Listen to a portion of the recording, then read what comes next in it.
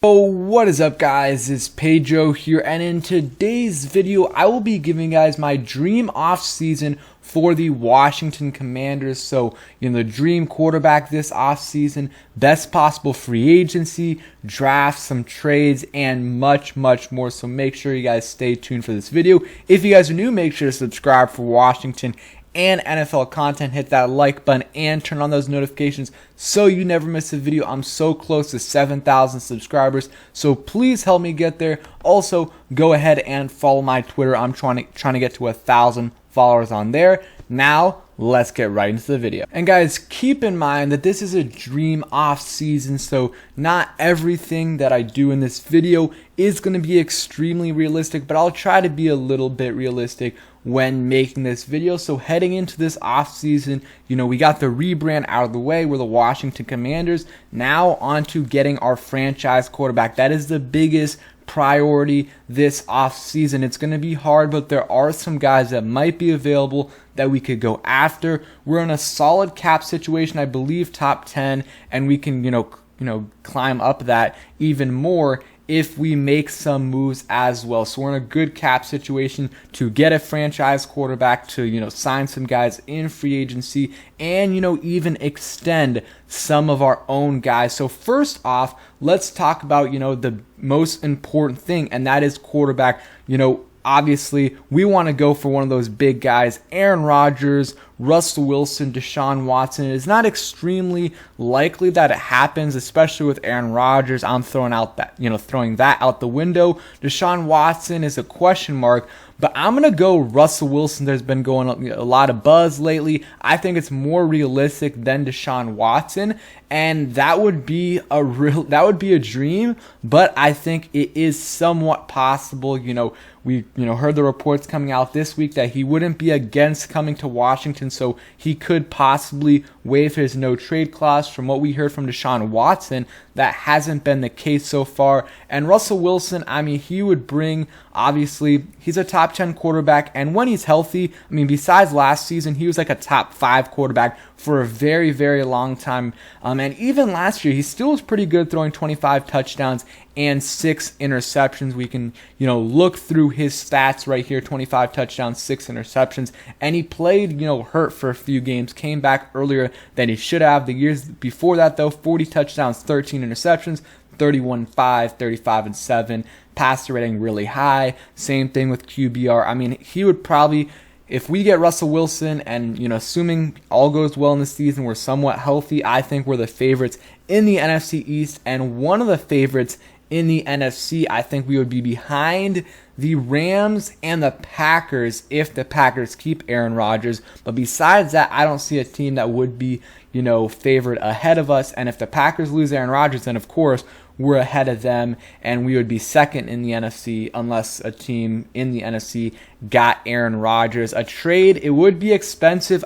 At the minimum, it would take 2 first-round picks plus one of the players on our defensive line, Daron Payne or Montez Sweat. More likely, though, it's going to cost a little bit more, something like 3 firsts and a D lineman, or 2 firsts, Daron Payne or Montez Sweat, and a couple seconds or thirds. So it's going to be something like that. I'm going to go ahead and throw in Daron Payne. I'm fine either way if it's Daron Payne or Montez Sweat. I think Montez Sweat is a little bit more realistic just because, the Seahawks, if they do trade Russell Wilson, they're going to be in rebuild mode. And do they really want Daron Payne, who is a great player, but he's not a game-changing player, and you're going to have to pay him a lot of money, and he's only going to be under contract for 1 year, versus Montez Sweat, where you'll have him for a couple years. But real quick, let me just do this right here. And I know some people are saying, that's way too much to pay for a quarterback, who's getting up there in age, which, first of all, 33 is not old for a quarterback. He might still play in the NFL for 10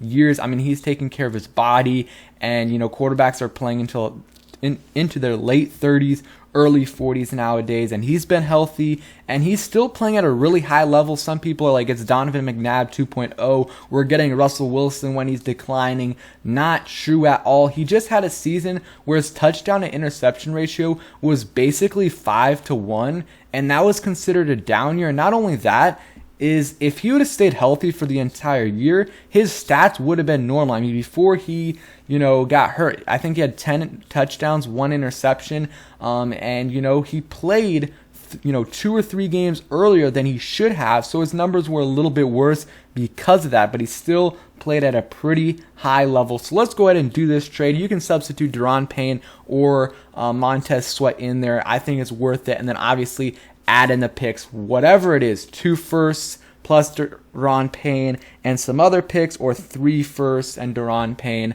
Whatever it is, I think it would be worth it to get someone like Russell Wilson. So let's go ahead, see how that, see what it does, and it puts us at 17 million cap space. But man, do I love to see this right here. So it says he's 34. I think he's turning 34 pretty soon, because this is showing what their age is in the 2022 NFL season. So that would be a great start to the offseason. And then you look at, the next phase is free agents. I would re-sign for the Washington football team. I put this tweet out a while ago, over a month ago, but I said Charles Leno, we did that already. J.D. McKissic, I think we have to bring him back, as long as it's a reasonable deal. I would definitely bring back J.D. McKissic. He's crucial to this offense. We saw what what happened to our offense without him. I mean, we had a lot of other players missing, but a big factor was him missing out there. And we're going to have, if we do have Russell Wilson, they play together in Seattle, so it would be a perfect combination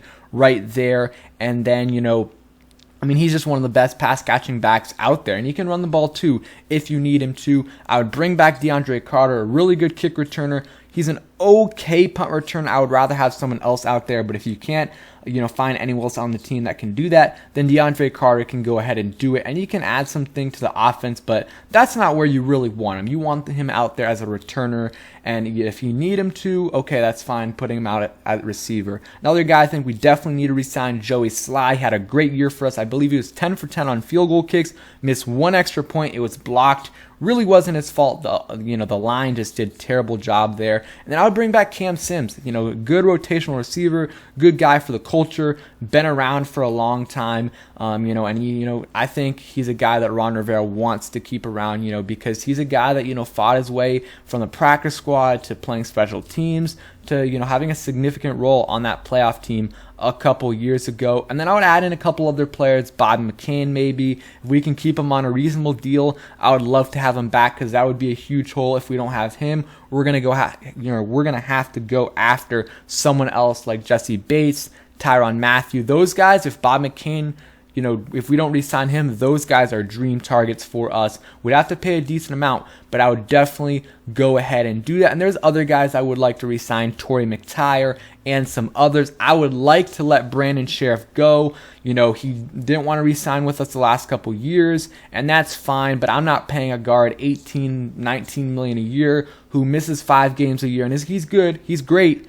but he's not as good as, Zach Martin and, Quentin Nelson, who are getting paid, who deserve that type of money that Sheriff is getting. And even guards, I don't like paying them that much when you have guys that are competent behind them in someone like Wes Schweitzer. We can bring in some other guys. It's a good guard class and a good guard class in free agency as well. So those are kind of the guys I would bring in, and there's a few other guys that I would re-sign if we can get them on reasonable deals, maybe Kyle Allen and a couple others as well. So now on to free agency. So we're gonna have a decent amount of cap space, so we have some things to do. I guess now, though, with Russell Wilson, we're not going to have as much as I thought we would have, but we still have enough cap space, about $17 million. And, this still doesn't count, the rollover cap number. So we're going to have a little bit more than that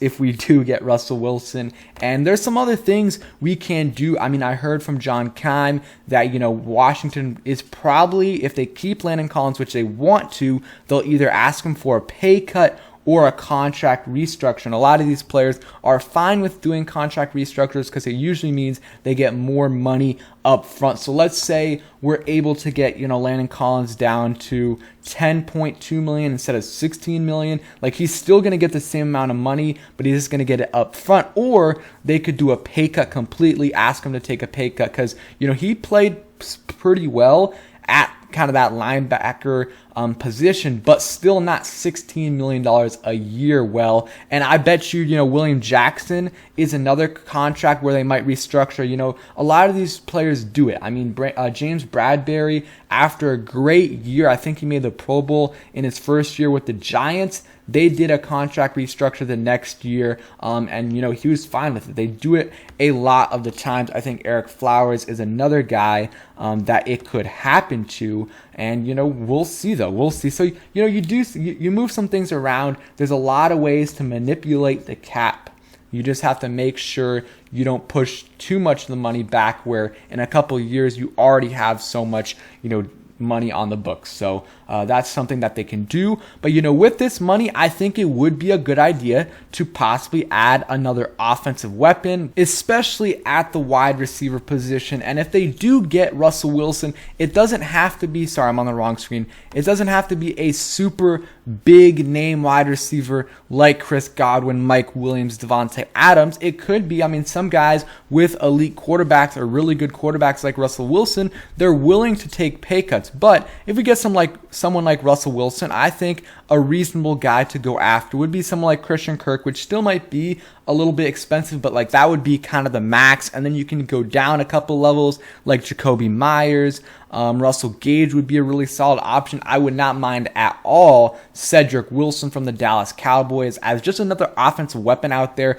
26 years old, had 600 yards this year and 6 touchdowns. So definitely would not mind someone like Cedric Wilson. I think he's one of the dream signings for me if we can get him for cheap. He's also versatile, can run the ball. I think he's completed 6 for 6 passes in his career. But getting another receiver to add to this receiving core, then you got some insurance, because the last couple of years, Terry, at some point in the season, it's been him and a bunch of bums. I'm sorry to say that, but it's just been the case. You had Dontrell Inman, AGG, and other guys out there with Terry at some points in the season. Good thing, Cam Sims, stepped up that year and helped us out. But, besides him, we really had no one else. So I don't want another season. I think Curtis Samuel will come back strong, and I think he'll be like he was in Carolina. And I have some hope for, De'Ami Brown, but I can't be certain about those things. So I think bringing in some, at least insurance a little bit, like Cedric Wilson, Jacoby Myers, Christian Kirk, and there's some other guys as well that you could go after that I definitely wouldn't mind. And I think, just get some insurance in there. Another position that needs to be addressed is the middle linebacker position. If they do trade for Wilson, it might be hard to go after a big name in free agency, and they might have to go for a guy in the first couple of rounds of the draft, and they won't have their first round pick, but maybe their second or third round pick. But if they don't, there's some really, really good options in free agency, and I think they need to sign one of these guys, Foyesade Oluokun. I know I'm butchering the name. Someone commented, a month ago how to pronounce it, but I totally forgot. He's a guy that could be an option. 192 tackles this past season, 2 sacks, 6 quarterback hits, a forced fumble, and 3 interceptions. He would be a solid option. Devontae Campbell would be a great option at an all-pro season this year. 146 tackles, 2 sacks, 6 QB hits, 2 forced fumbles, and 2 interceptions. He's another guy I do like. Kaiser White is another option. He'll be much cheaper, but he's kind of an outside linebacker, so he's not really fitting what we do. And they have Devontae Campbell right here listed as an outside linebacker, but he played a lot of middle linebacker for the Green Bay Packers. Another option, Leighton Vander Esch would be I know he's a Cowboys player, and a lot of you guys don't like him, but I think he would be a good option here. One of those guys would be really great to sign for Washington to fit one of those, final holes on the defensive side of the ball. Get one of those guys on the field, and your defense is close to complete. Still need to address some holes, but for the most part, it is complete. So if that happens in free agency and trade market, that is absolutely perfect. You get Russell Wilson, you add another receiver to your wide receiving core, and get a middle linebacker to fill up that hole and re-sign those guys that I said. And all that they can honestly do that with the cap space that they have, because usually the first year the cap hit is a little bit lower than the next few years. Now you go on to the draft. So obviously, if we get Russell Wilson, we're going to have a lot less draft capital than we normally would have. So we're not going to have our first round pick. We might not have our second round pick. So if that's the case, and we still don't have a linebacker, I would really like to try to get someone like Chad Muma out of Wyoming. He's one of the better linebackers in this class. I know they have him ranked right here as the 86th overall player, but I think he's going to go in that second to third round range, and I would absolutely love if we could go after him. And if not, there's some other holes we do have that I think would be, good to address in that second to fourth round range. Obviously, a linebacker being one of them. Free safety is another option. If we go with a guy like Bob McCain as our free agent, would not mind going after a free safety in the third, even second or fourth round.